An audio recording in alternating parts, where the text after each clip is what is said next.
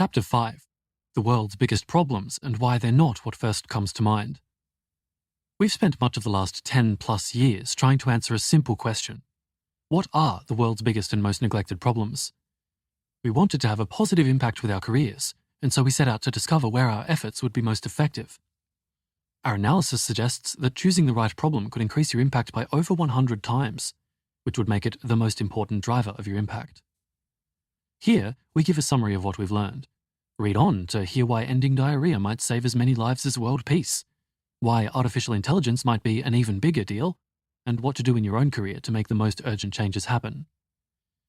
In short, the most pressing problems are those where people can have the greatest impact by working on them. As we explained in the previous chapter, this means problems that are not only big, but also neglected and solvable. The more neglected and solvable, the further extra effort will go, and this means they're not the problems that first come to mind. If you just want to see what we think the answer is, go to Appendix 9, where you can also see summaries of our problem profiles. Why issues facing rich countries aren't always the most important, and why charity shouldn't always begin at home. Most people who want to do good focus on issues in their home country. In rich countries, this often means issues like homelessness, inner-city education, and unemployment. But are these the most urgent issues? In the US, only 5% of charitable donations are spent on international causes. The most popular careers for talented graduates who want to do good are teaching and health, which together receive around 40% of graduates, and mainly involve helping people in the US. There are some good reasons to focus on helping your own country. You know more about the issues, and you might feel you have special obligations to it. However, back in 2009, we encountered the following series of facts. They led us to think that the most urgent problems are not local, but rather poverty in the world's poorest countries, especially efforts within health, such as fighting malaria and parasitic worms. And as we'll come to later, we now think there are even more pressing issues than global poverty, in particular catastrophic risks that could affect the whole world in future. Why do we say the most urgent problems aren't local? Well, remember the distribution of world income that we came across in Chapter 2. Even someone living on the US poverty line of $14,580 per year, as of 2023, is richer than about 85% of the world's population, and about 20 times wealthier than the world's poorest 700 million who mostly live in Central America, Africa, and South Asia on under $800 per year. These figures are already adjusted for the fact that money goes further in poor countries, purchasing power parity. As we also saw earlier, the poorer you are, the bigger difference extra money makes to your welfare. Based on this research, because poorer people in Africa are 20 times poorer, we'd expect resources to go about 20 times further in helping them. There are also only about 40 million people living in relative poverty in the US, about 6% as many as the 650 million in extreme global poverty. There are also far more resources dedicated to helping this smaller number of people. Overseas development aid from the world's developed countries is in total only about $200 billion per year, compared to $1.7 trillion spent on welfare in the US alone. Finally, as we saw earlier, a significant fraction of US social interventions probably don't work. This is because problems facing the poor in rich countries are complex and hard to solve. Moreover, even the most evidence-based interventions are expensive and have modest effects. The same comparison holds for other rich countries, such as the UK, Australia, Canada, and the EU. Though if you live in a low-income country, then it may well be best to focus on issues there. All this isn't to deny that the poor in rich countries have very tough lives, perhaps even worse in some respects than those in the developing world. Rather, the issue is that there are far fewer of them, and they're harder to help. So if you're not focusing on issues in your home country, what should you focus on? Global health, a problem where you could really make progress. Earlier, we told the story of Dr. Narlin, who helped to develop oral rehydration therapy as a treatment for diarrhea. What if we were to tell you that over the second half of the 20th century, efforts by Dr. Narlin and others did as much to save lives as achieving world peace over the same period would have done? The number of deaths each year due to diarrhea has fallen by 3 million over the last 5 decades due to advances like oral rehydration therapy. Meanwhile, all wars and political famines killed about 2 million people per year over the second half of the 20th century. And we've had similar victories over other infectious diseases. Here's a chart. It shows immunizable diseases, diarrheal diseases, malaria, smallpox, and war. And war is set as a benchmark level of 2 million deaths per year on the y-axis. Then we have years 1960 and 2001 compared for the others. So in 1960, immunizable diseases killed 5 million per year. In 2001, that's just over 1 million. Diarrheal diseases in 1960, just over 4.5 million per year. In 2001, 1.5 million. Malaria in 1960, just under 4 million. In 2001, just over 500,000. Smallpox, nearly 3 million per year in 1960, and none in 2001. The global fight against disease is one of humanity's greatest achievements, but it's also an ongoing battle that you can contribute to with your career. A large fraction of these gains were driven by humanitarian aid, such as the campaign to eradicate smallpox. In fact, although many experts in economics think much international aid hasn't been effective, even the most skeptical agree there's an exception: global health. For instance, William Easterly, author of The White Man's Burden: Why the West's Efforts to Aid the Rest Have Done So Much Ill and So Little Good, wrote, "Put the focus back where it belongs.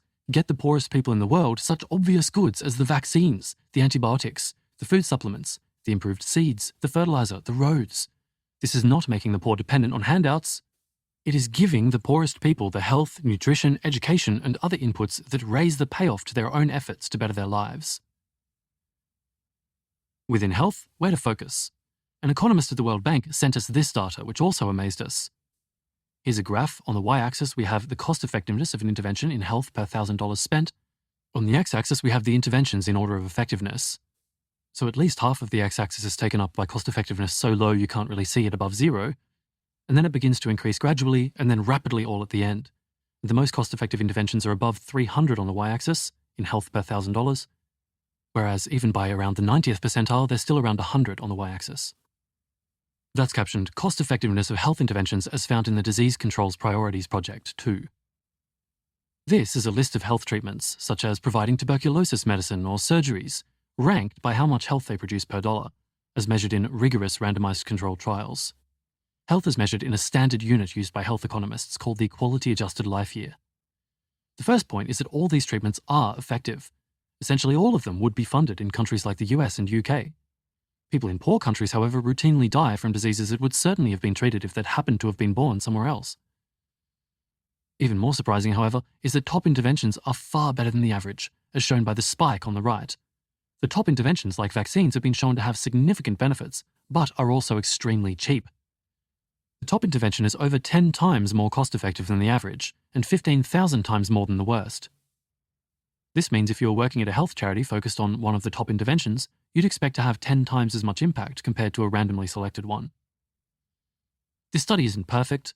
There were mistakes in the analysis affecting the top results, and that's what you'd expect due to regression to the mean.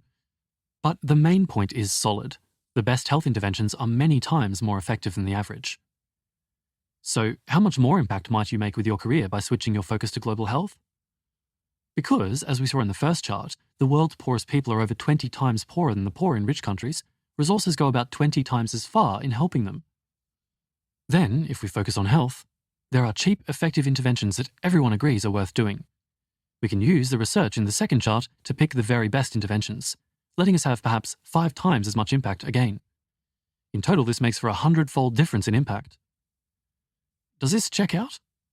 The UK's National Health Service and many US government agencies are willing to spend over $30,000 to give someone an extra year of healthy life. This is a fantastic use of resources by ordinary standards. However, research by GiveWell has found that it's possible to give an infant a year of healthy life by donating around $100 to one of the most cost-effective global health charities, such as Against Malaria Foundation. This is about 0.33% as much. This suggests that, at least in terms of improving health, one career working somewhere like AMF might achieve as much as 300 careers focused on one typical way of doing good in a rich country. Though our best guess is that a more rigorous and comprehensive comparison would find a somewhat smaller difference. It's hard for us to grasp such big differences in scale, but that would mean that 1 year of equally skilled effort towards the best treatments within global health could have as much impact as what would have taken others 100 years working on typical rich country issues. These discoveries caused many of us at 80,000 hours to start giving at least 10% of our incomes to effective global health charities. No matter which job we ended up in, these donations would enable us to make a significant difference. In fact, if the 100-fold figure is correct, a 10% donation would be the equivalent of donating 1,000% of our income to charities focused on poverty in rich countries. However, everything we learned about global health raised many more questions. If it's possible to have 10 or 100 times more impact with just a little research, maybe there are even better areas to discover? We considered lots of avenues to help the global poor, like trade reform, promoting migration, crop yield research, and biomedical research. To go in a very different direction, we also seriously considered working to end factory farming. The idea, in brief, is that the interests of animals get very little protection by our current economic and political systems, but there are huge numbers of them. Around 100 billion animals die every year in factory farms. For example, we helped to found Animal Charity Evaluators, which does research into how to most effectively improve animal welfare. We still think factory farming is an urgent problem. See Appendix 9. But in the end, we decided to focus on something else. Why focusing on future generations might be even more effective than tackling global health. Which would you choose from these two options? 1. Prevent one person from suffering next year, or 2. Prevent 100 people from suffering the same amount 100 years from now. Most people choose the second option. It's a crude example, but it suggests that they value future generations. If people didn't want to leave a legacy to future generations, it would be hard to understand why we invest so much in science, create art, and preserve the wilderness. We would certainly choose the second option. And if you value future generations, then there are powerful arguments that helping them should be your focus. We were first exposed to these by researchers at University of Oxford's, modestly named, Future of Humanity Institute. So, what's the reasoning? First, future generations matter, but they can't vote, they can't buy things, and they can't stand up for their interests. This means our system neglects them. You can see this in the global failure to come to an international agreement to tackle climate change that actually works. Second, their plight is abstract. We're reminded of issues like global poverty and factory farming far more often. But we can't so easily visualize suffering that will happen in the future. Future generations rely more on our goodwill, and even that is hard to muster. Third, there will probably be many more people alive in the future than there are today. The Earth will remain habitable for at least hundreds of millions of years. We may die out long before that point, but if there's a chance of making it, then many more people will live in the future than are alive today. To use some hypothetical figures, if each generation lasts for 100 years, then over 100 million years there could be 1 million future generations. This is such a big number that any problem that affects future generations potentially has a far greater scale than one that only affects the present. It could affect 1 million times more people, and all the art, science, culture, and well-being that will entail. So the problems that affect future generations are potentially the largest in scale and the most neglected. What's more, because the future could be long and the universe is so vast, almost no matter what you value, there could be far more of what matters in the future. This suggests that we have much greater reason than people usually realize to help the future, and not just the near future, but also the very long-run future, go well. But can we actually help future generations or improve the long term? Perhaps the problems that affect the future are big and neglected but not solvable? One way to help future generations: avert neglected existential risks. In the summer of 2013, Barack Obama referred to climate change as the global threat of our time. He's not alone in this opinion. When many people think of the biggest problems facing future generations, climate change is often the first to come to mind. One reason for that is that many fear that climate change could lead to a catastrophic civilizational collapse, and could even lead to the end of the human species. We think this thought is, to some extent, on the right track. The most powerful way we can help future generations is, we think, to prevent a catastrophe that could end advanced civilization, or even prevent any future generations from existing. If civilization survives, we'll have a chance to later solve problems like poverty and disease, while anything that poses a truly existential threat will prevent any such progress. However, climate change is also widely acknowledged as a major problem, conspiracy theorists aside, and receives tens or even hundreds of billions of dollars of investment. Our guess is also that there are issues that pose much greater risks of ending civilization. So while we think tackling climate change is an important way to help future generations, we think it's likely even higher impact for many to focus on more neglected and more existentially dangerous issues. Biorisk, the threat from future disease. In 2006, The Guardian ordered segments of smallpox DNA via mail. If assembled into a complete strand and transmitted to 10 people, the study estimated it could infect up to 2.2 million people in 180 days, potentially killing 660,000, if authorities did not respond quickly with vaccinations and quarantines. We first wrote about the risks posed by catastrophic pandemics back in 2016. 7 years later, and 3 years after the emergence of COVID-19, we're still concerned. COVID-19 disrupted the world and has, so far, killed over 10 million people. But it's easy to imagine scenarios far worse. In the future, we might face diseases even deadlier than COVID-19 or smallpox, whether through natural evolution or created through bioengineering, the technology for which is becoming cheaper and more accessible every year. In our eyes, the chance of a pandemic that kills over 100 million people over the next century seems similar to and likely greater than the risk of nuclear war or runaway climate change. So it poses a threat that's at least similar in magnitude to both the present generation and future generations. But risks from pandemics are, even now, far more neglected than either of these. We estimate that over $600 billion is spent annually on efforts to fight climate change, compared to $1 to $10 billion towards biosecurity aimed at addressing the worst-case pandemics. Moreover, there are some ways the risks from pandemics could be even greater. It's very difficult to see how nuclear war or climate change could kill literally everyone and permanently end civilization. But bioweapons with this power seem very much within the realm of possibility, if given enough time. At the same time, there's plenty of relatively straightforward things that could be done to improve biosecurity, such as improving regulation of labs, building bigger stockpiles of personal protective equipment or PPE, and developing cheap diagnostics to detect new diseases quickly. Overall, we think biosecurity is likely more pressing than climate change. We currently think that biosecurity is one of the world's most pressing problems. But there are issues that might be even more important, and seem to be even more neglected. Preventing an AI-related catastrophe. Around 1800, civilization underwent one of the most profound shifts in human history, the Industrial Revolution. There's a graph here with years from 0 to 2000 on the x-axis, and world average income in 1990 US dollars on the y-axis. This graph stays more or less flat. It's only going up slightly until about 1800, staying below $1,000, and then suddenly it just turns a corner and shoots upwards, and ends at nearly $8,000. And the point where it starts to increase rapidly is labelled "something weird happened."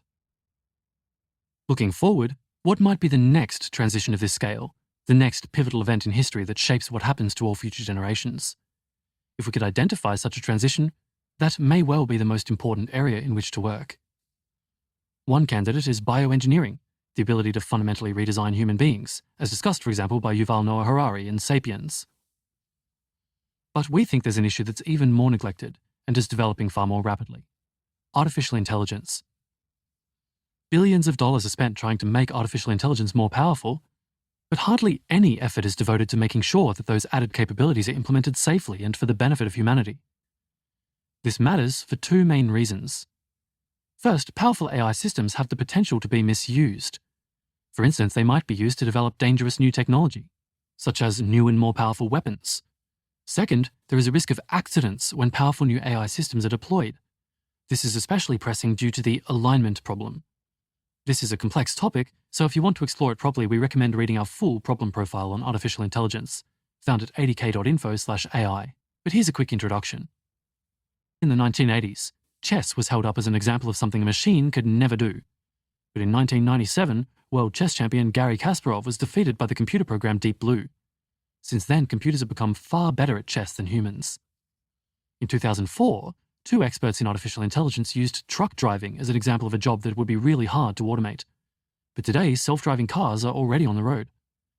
In August 2021, a team of expert forecasters predicted that it would take 5 years for a computer to be able to solve high school competition-level maths problems. Less than a year later, Google built an AI that could do just that. At the end of 2022, ChatGPT became the fastest-growing web platform ever. The most recent of these advances are possible due to progress in machine learning. In the past, we mostly had to give computers detailed instructions for every task. Today, we have programs that teach themselves. The same algorithm that can play Space Invaders has also learned to play about 50 other arcade games, caption images, chat with humans, and manipulate a real robot arm. Machine learning has been around for decades, but improved algorithms, especially around deep learning techniques, faster processors, bigger datasets, and huge investments by companies like Google and Microsoft have led to amazing advances far faster than expected. Due to this, many experts think human-level artificial intelligence could easily happen in our lifetimes. Here are the results of a 2022 survey of hundreds of top AI researchers from AI Impacts.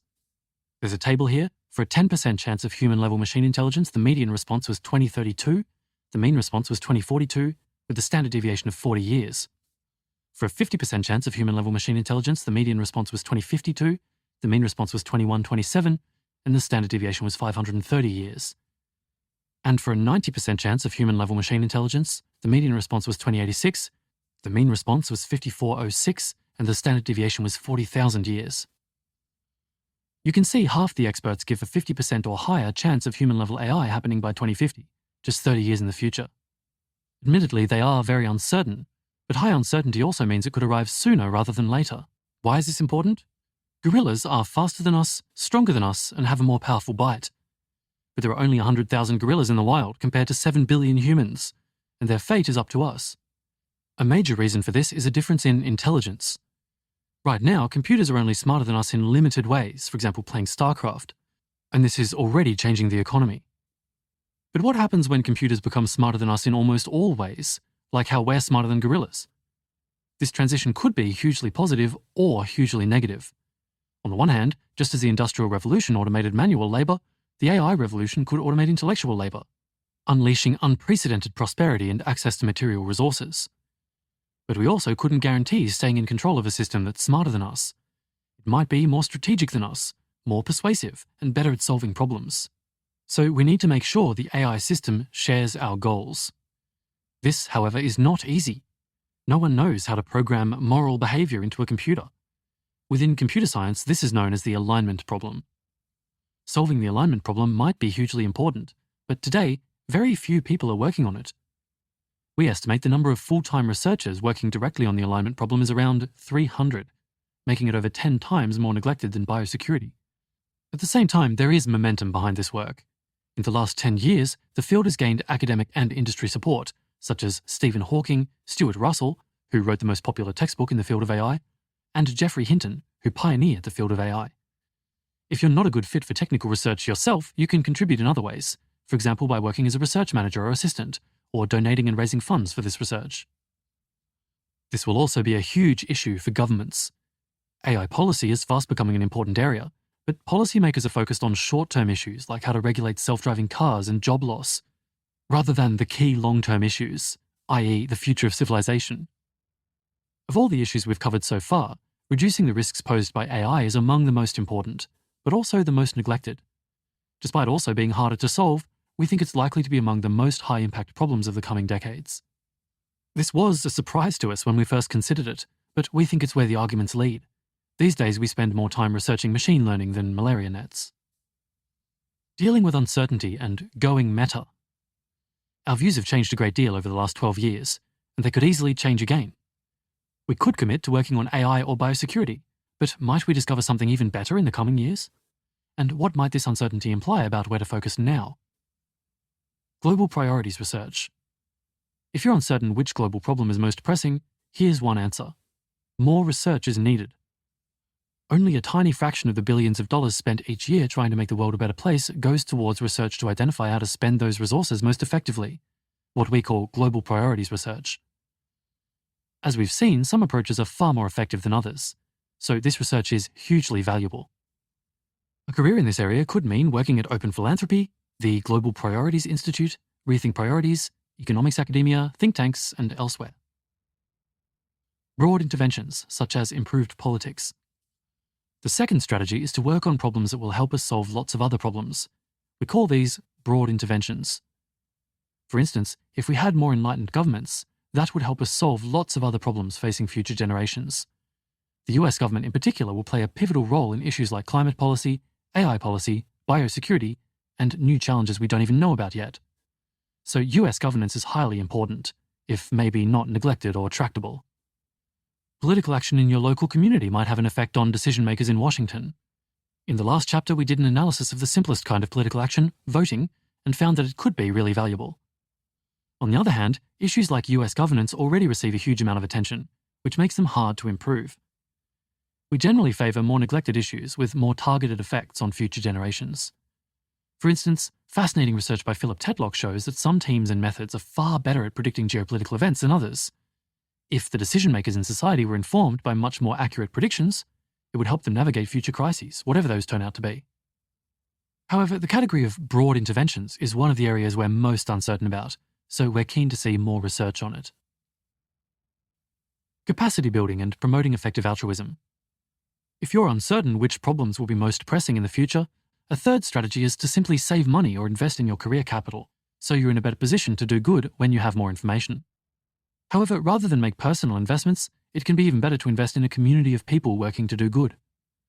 In an earlier chapter, we looked at Giving What We Can, a charity building a community of people who donate 10% of their income to whatever charities are most cost-effective. Every $1 invested in growing Giving What We Can has led to over $9 already donated to its top recommended charities, and a total of over $3 billion pledged.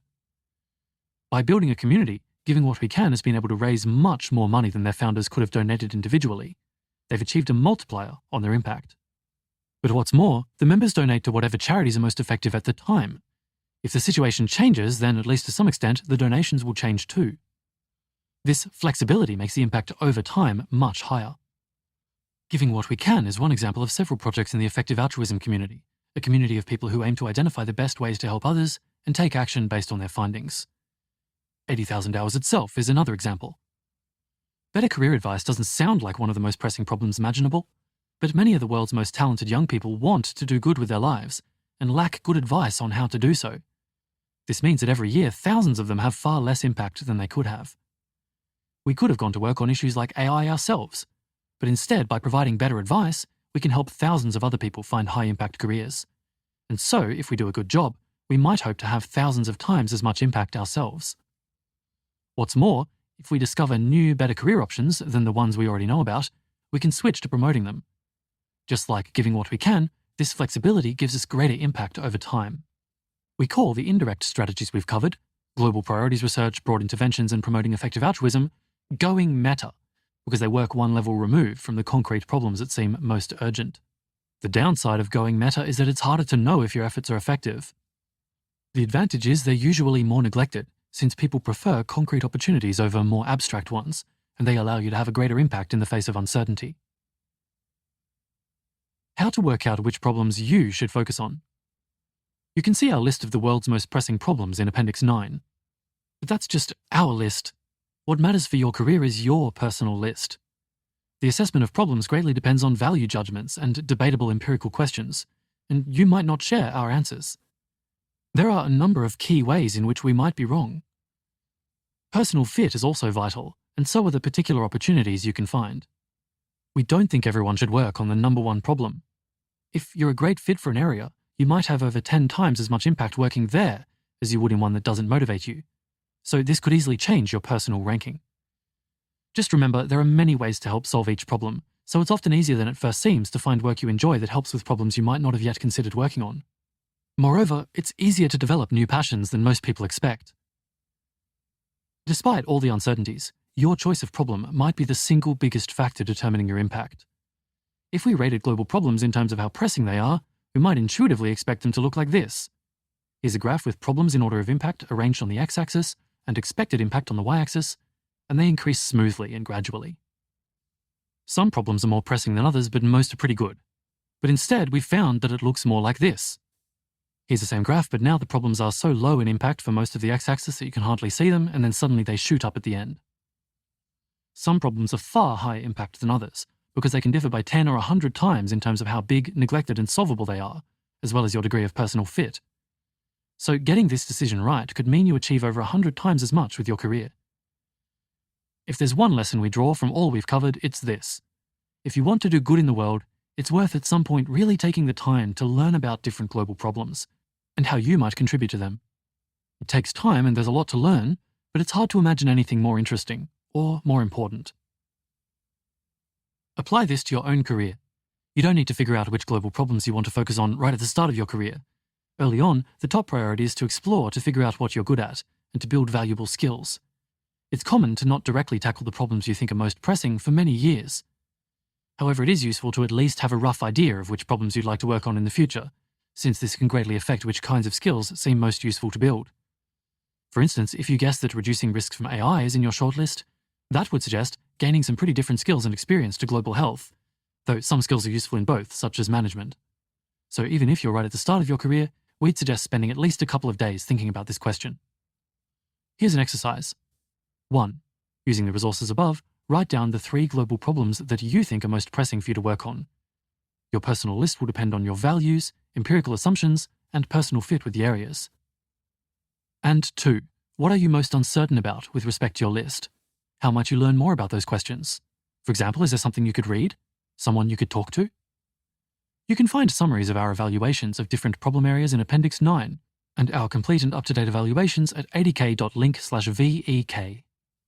This list of problems is just a starting point.